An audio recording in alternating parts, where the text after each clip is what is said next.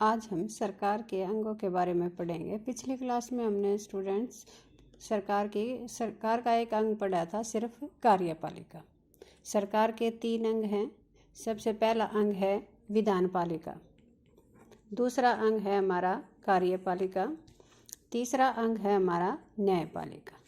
विधानपालिका सरकार का वह अंग है कि जो कानूनों का निर्माण करती है, कार्यपालिका उनको लागू करती है और न्यायपालिका उनके ऊपर न्याय करती है।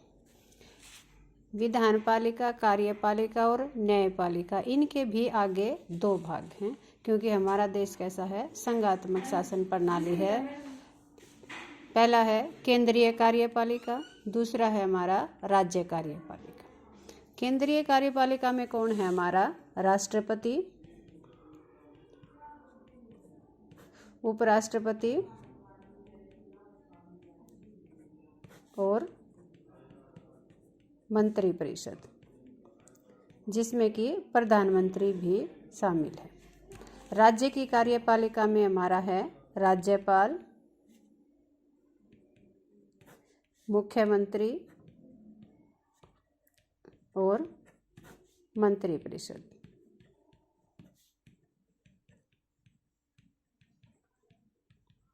उसी प्रकार हमारी विधानपालिका के भी 2 अंग हैं। विधानपालिका को भी 2 भागों में बांटा गया है, केंद्रीय विधानपालिका और राज्य विधानपालिका। केंद्रीय विधानपालिका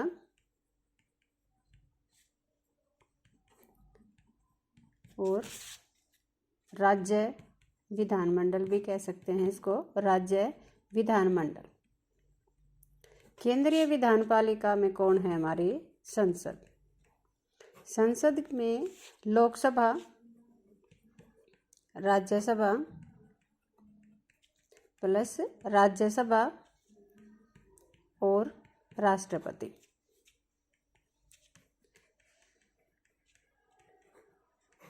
तीनों, लोकसभा, राज्यसभा और राष्ट्रपति हमारी संसद की संरचना है।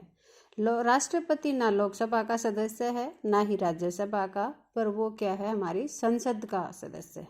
क्योंकि केंद्रीय विधानमंडल हमारी केंद्र सूची पर कानून बनाने का काम करती है। लोकसभा और राज्यसभा में पास होने के बाद कोई भी बिल तभी कानून बन सकता है जब राष्ट्रपति उसके ऊपर साइन करेगा। तो ऑटोमेटिक ही केंद्रीय विधानमंडल में हमारा राष्ट्रपति भी शामिल होता है। राज्य विधानमंडल में जो हमारा है वो हमारी विधानसभा, केंद्रीय जो राज्य विधानपालिका है वो हमारा कौन है, हमारी राज्य विधानमंडल। राज्य विधानमंडल में विधानसभा प्लस विधान परिषद होती है।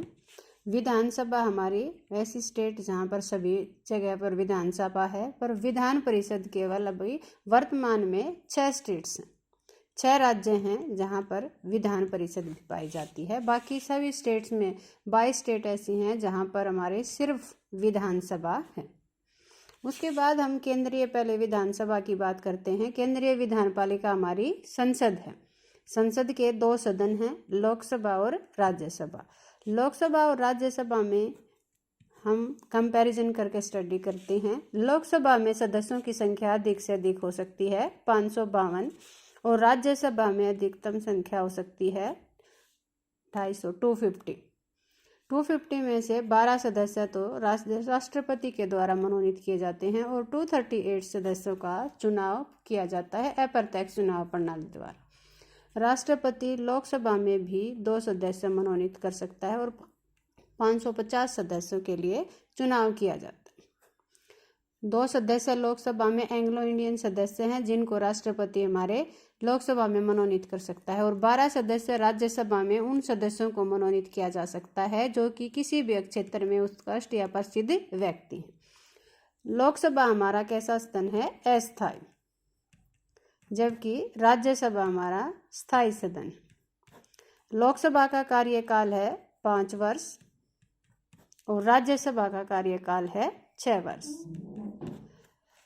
लोक सभा जो हमारी है वो अस्थायी इसलिए कही जाती है क्योंकि 5 साल के बाद वो पूर्ण रूप से भंग हो जाती है। राज्यसभा हमारा कैसा है, स्थायी सदन, जो पूर्ण रूप से कभी भी भंग नहीं की जा सकती। उसका कार्यकाल है 6 वर्ष। 6 वर्ष पूरे होने के बाद प्रत्येक 2 वर्ष के बाद 1/3 सदस्य हैं उनकी सदस्यता खत्म हो जाएगी और दोबारा से इलेक्शन होकर पूर्ण रूप से कभी भी हमारी राज्यसभा को भंग नहीं किया जा सकता। लोकसभा का सदस्य बनने के लिए आयु जो है वो है 25 वर्ष। 25 वर्ष का व्यक्ति है वो लोकसभा का इलेक्शन लड़ सकता है, जबकि राज्यसभा के लिए आयु है वो 30 वर्ष। तो इस प्रकार से हम इसका तुलनात्मक अध्ययन कर सकते हैं। ये थी हमारी केंद्रीय जो विधान पालिका थी। केंद्रीय विधान पालिका में कौन हुआ, संसद, जिसमें कि लोकसभा, राज्यसभा और राष्ट्रपति शामिल है। ठीक है, अगले अध्याय में, अगले हम लेक्चर में राज्य विधानमंडल की बात करें।